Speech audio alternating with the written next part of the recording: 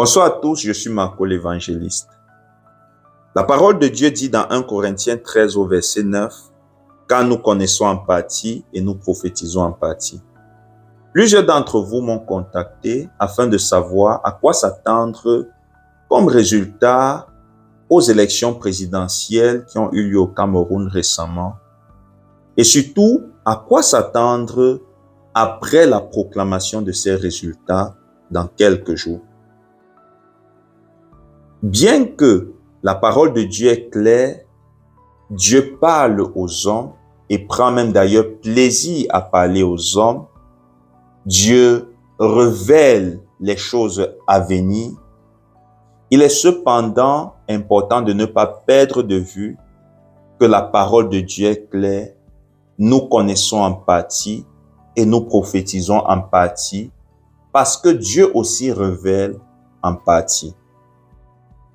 Et surtout, pour celui qui veut connaître la volonté de Dieu, il est important de comprendre que nous devons donner notre attention à Dieu. Car aucun homme ne parle continuellement à une personne qui ne lui donne pas son attention, même lorsque cette personne vivrait avec lui dans la même maison. De la même façon, pour que Dieu nous parle et nous révèle les choses cachées, nous révèle l'avenir, comme dit dans Jérémie 29, « Je connais les projets que j'ai pour vous. Ce sont des projets de bonheur pour vous donner un avenir de l'espérance. » Nous devons donner notre attention à Dieu. Oui, c'est vrai. Le Seigneur m'a parlé de l'avenir du Cameroun dans plusieurs domaines. En 2018, il m'a parlé en me donnant une très longue vision qui me révélait l'avenir socio-politique du Cameroun et dans laquelle il m'a également montré la transition à la tête des institutions de l'État du Cameroun. Dans cette vision, il m'a montré des choses dont je mentionnerai ici seulement les lignes majeures, 2 lignes majeures.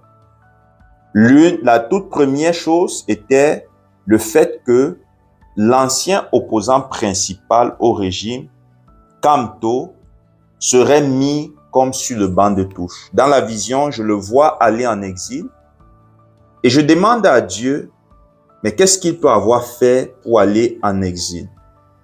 Et le Seigneur me dit, ce n'est pas un exil physique, mais c'est un exil politique. Mais le Seigneur me précise, c'est moi qui va pousser à ce qu'il prenne des décisions qui vont faire qu'il soit à l'écart. Je ne comprends pas pleinement pourquoi, bien que Dieu me donne certaines explications, certaines raisons que je ne vais pas mentionner ici.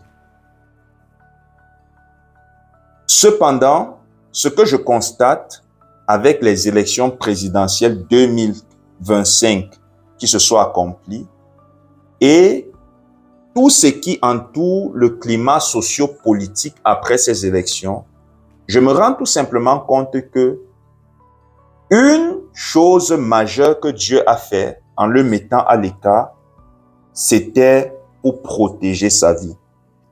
Parce que imaginez-vous que ça aurait été lui qui aurait été le candidat principal que les Camerounais dans l'unanimité auraient voté et que il y aurait ce même climat qu'on observe actuellement au Cameroun autour des résultats de ces élections et qu'il aurait fait les sorties que celui qui est l'opposant principal actuel est en train de faire, il aurait été facilement intimidé, inquiété, arrêté et on aurait pu faire de lui très facilement ce qu'on veut. Cependant, à cause de la géographie du Cameroun, du lieu où l'opposant principal actuel se trouve et aussi même de de l'identité sociale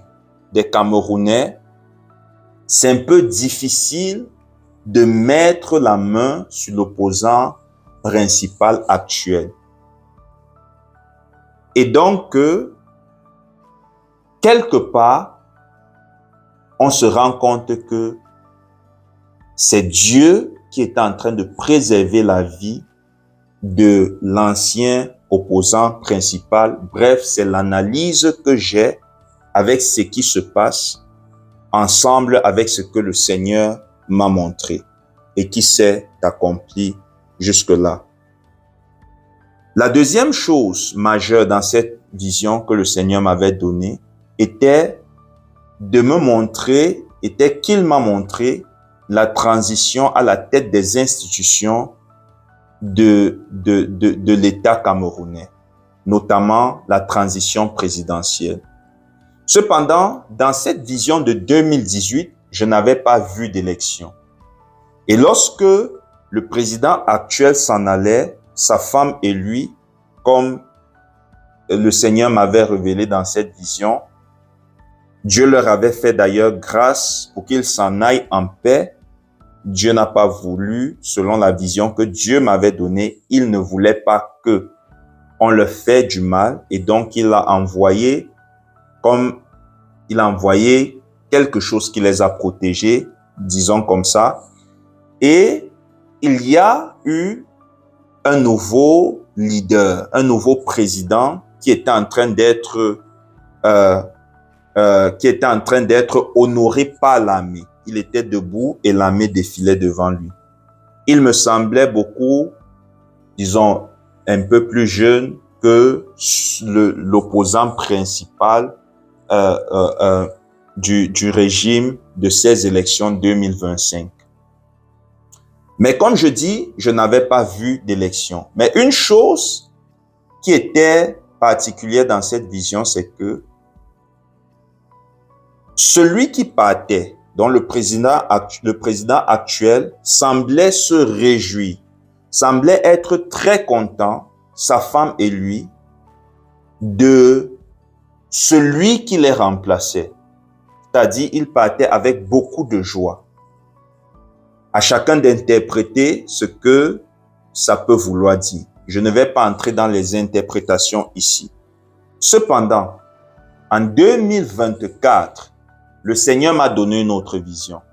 Dans cette vision, il me montrait comment est-ce que les leaders de l'opposition du Cameroun se sont réunis dans une salle pour essayer de discuter de la possibilité d'une coalition avant d'aller aux élections présidentielles 2025. Dans cette vision d'ailleurs, dans la même salle, il y a un prophète qui entre et je demande à Dieu, mais qu'est-ce que ce prophète va chercher là-bas? Et Dieu me dit, le prophète représente ma présence pour les aider, mais ça représente surtout vos prières afin qu'ils soient capables de parvenir à une coalition.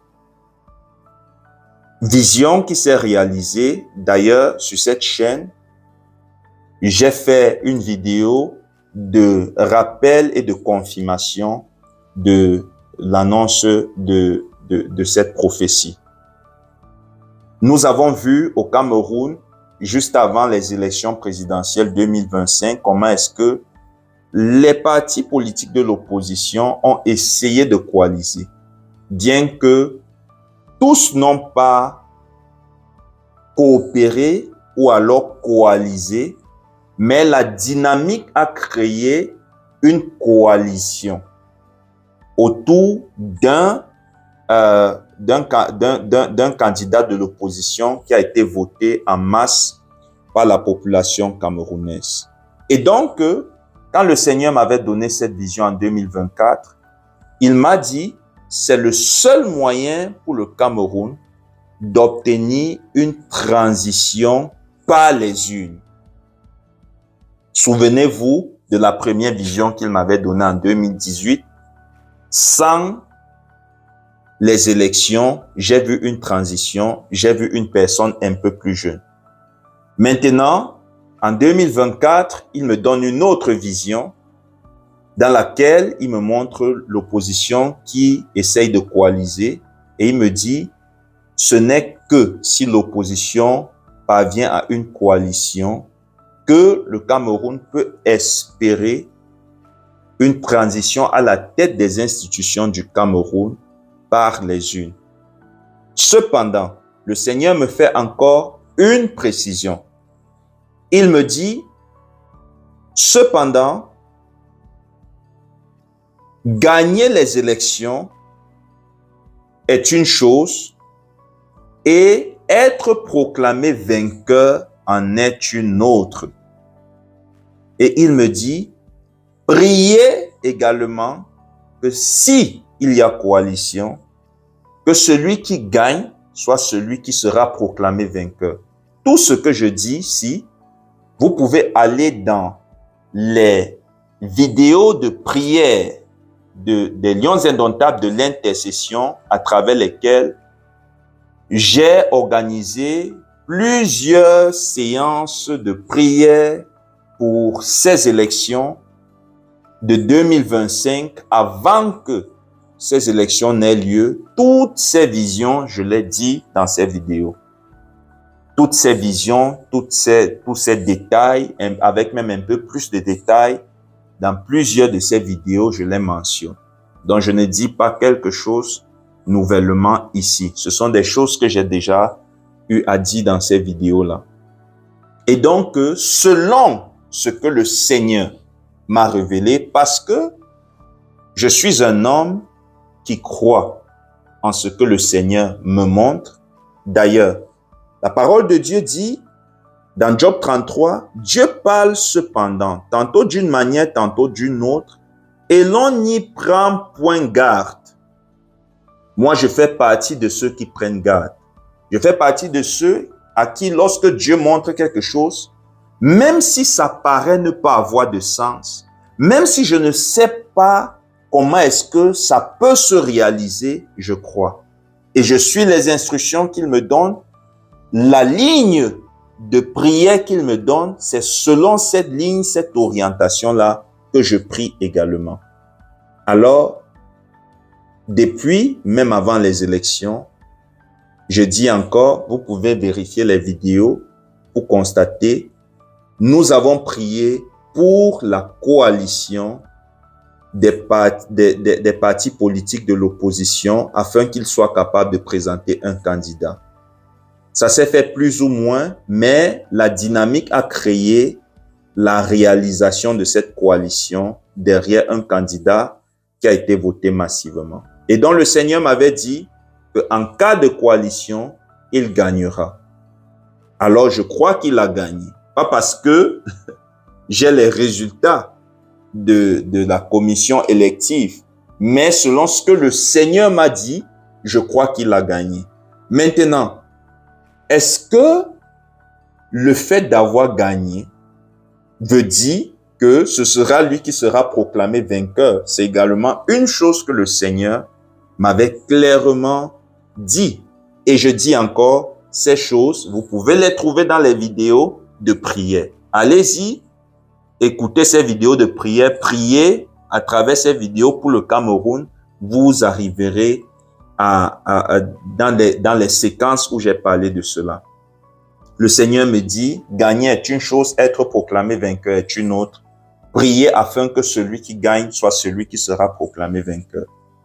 C'est ce que nous faisons depuis que ces élections ont eu lieu. Et en tant que serviteur de Dieu, je n'ai qu'un seul devoir. Le devoir de prier, de faire ce que le Seigneur me dit, espérant que ce sera suffisant pour que la deuxième partie, alors ce qui est souhaité, s'accomplisse.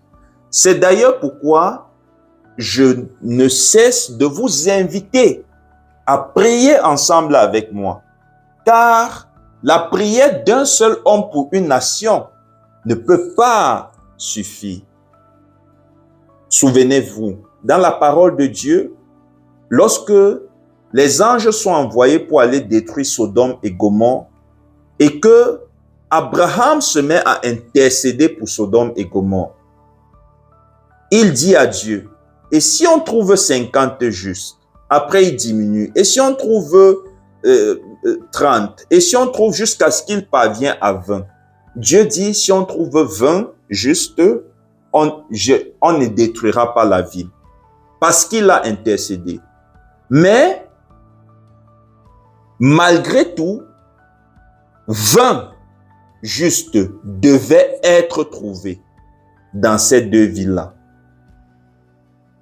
Une seule personne, la prière de une seule personne, il y avait justement un juste dans cette ville-là, du nom de Lot, selon ce que la parole de Dieu nous révèle.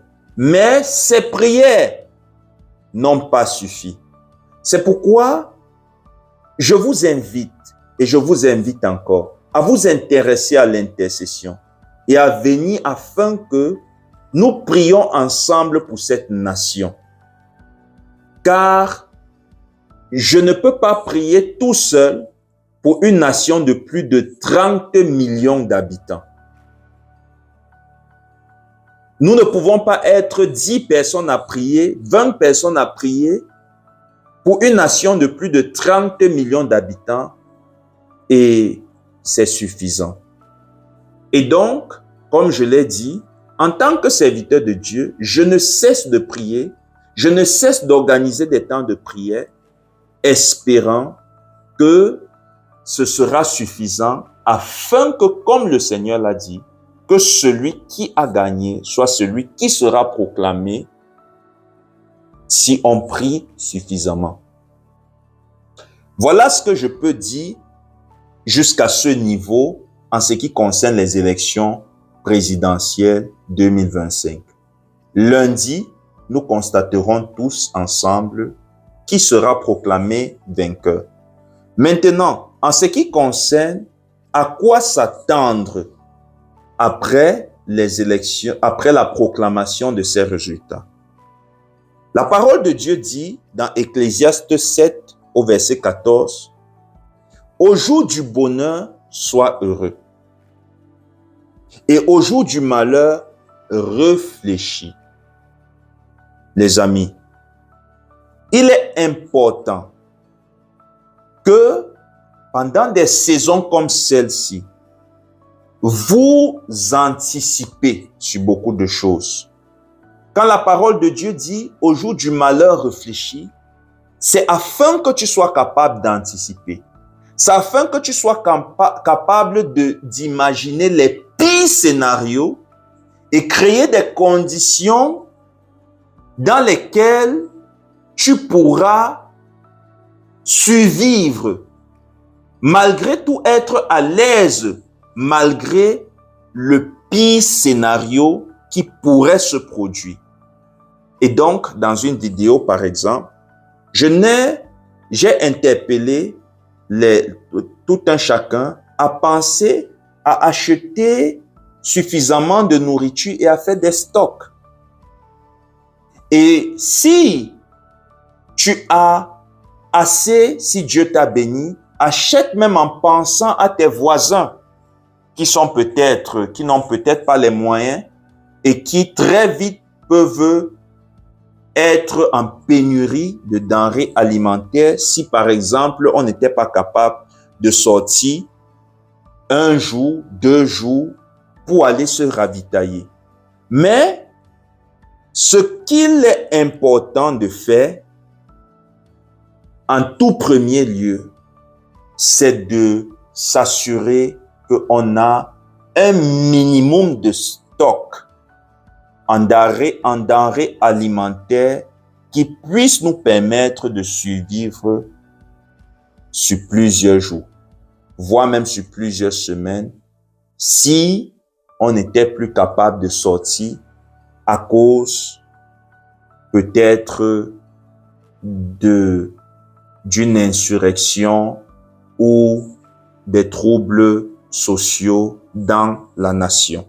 Car nous savons tous que l'atmosphère est très tendue dans notre nation actuellement. Cependant, pour ceux qui prient avec moi, ils savent que nous avons prié encore et encore afin que le Seigneur permette que la paix règne et que nous ne parvenons pas à une situation où même un seul Camerounais perdra sa vie.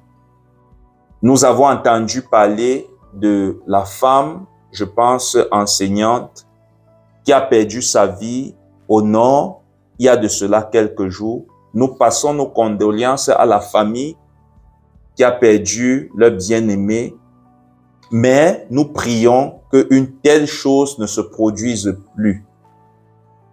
La vie de chaque Camerounais est précieuse. Et aucun Camerounais ne doit voir couler son sang ou alors aucun Camerounais ne doit perdre sa vie ou voir couler son sang à cause de l'égoïsme ou de l'égocentrisme des politiciens du Cameroun ou alors des dirigeants du Cameroun. C'est pourquoi nous prions que le Seigneur protège notre nation et que l'innocent ne perde pas sa vie. Autre chose qu'il est très important de considérer pendant cette période, c'est que la parole de Dieu dit dans Matthieu 6, « Qui de vous, par des inquiétudes, peut ajouter une seule coudée à la durée de sa vie? » Les amis, s'il vous plaît, sortez de la peur, sortez des inquiétudes. Certes, réfléchissez, certes, soyez sages, certes, il est important que vous ayez des stocks alimentaires, comme j'ai dit, que vous anticipez sur des possibles situations difficiles, mais sortez de la peur. Vous devez savoir une chose, l'ennemi qui n'est qu'une seule personne, ce n'est pas un homme, mais c'est une personne qui manipule les hommes pour les opposer les uns aux autres, le diable. L'ennemi a deux armes pour détruire les hommes. La toute première arme, c'est la division, et la deuxième arme, c'est la peur. Aussi longtemps que tu n'ouvres pas la porte à l'ennemi par la division ou par la peur, il est impossible que l'ennemi agisse dans ta vie pour te détruire. J'ajouterai une troisième chose, le péché. La division, la peur et le péché sont les trois portes par lesquelles l'ennemi passe pour détruire l'homme. Et donc, si tu n'ouvres pas une de ces portes, tu n'as rien à craindre de l'ennemi. Tu n'as rien à craindre lorsque la peste, les pandémies, lorsque le malheur frappe. Tu n'as rien à craindre. Rien ne t'arrivera. Et donc, sortez de la peur. N'acceptez pas d'être divisé. Et suivez également la voie de la justice et de l'amour, la voie que Dieu met devant vous, la voie du salut, et rien de mal ne pourra vous arriver. Même lorsqu'une bombe tomberait devant votre maison et même sur le toit de votre maison, elle ne détonnera pas. Je terminerai avec Ésaïe 30, verset 15, il est écrit « Car ainsi a parlé le Seigneur, l'Éternel, le Saint d'Israël, c'est dans la tranquillité et le repos que sera votre salut. C'est dans le calme et la confiance que sera votre force. mais vous ne l'avez pas voulu. Écoutez encore ce que le Seigneur dit au Cameroun et aux Camerounais.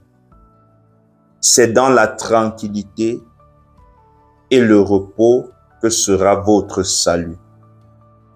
C'est dans le calme et la confiance que sera votre force. Ne soyez pas comme le peuple d'Israël qui n'a pas voulu de cela et qui, au lieu d'être calme, d'avoir confiance en Dieu, ont passé le temps à manifester la peur et à se lamenter, et ainsi ont été détruits. Vous savez, le moyen le plus simple de dire à Dieu que je ne te fais pas confiance, c'est de manifester la peur. Car celui qui a peur témoigne de ce que il n'a pas confiance en la capacité de Dieu de le protéger, de le préserver, même au milieu de l'ombre de la mort. David dit, quand je marche dans la vallée de l'ombre de la mort, je ne crains aucun mal, car tu es avec moi. Mes frères et sœurs camerounais, peu importe à quoi ressemblent nos lendemains, que ça semble sombre, si nous gardons la foi, la tranquillité, le calme, si nous faisons confiance en Dieu, nous verrons sa lumière briller et nous le verrons nous délivrer de la peste meurtrière, de la main de l'oiseleur, de tous nos ennemis, les bourreaux qui nous font souffrir. Soyez bénis au nom puissant et glorieux de Jésus-Christ. Et comme je vous l'ai dit, le Seigneur nous dit, c'est dans la tranquillité et le repos que sera votre salut. C'est dans le calme et la confiance que sera votre force. Peace.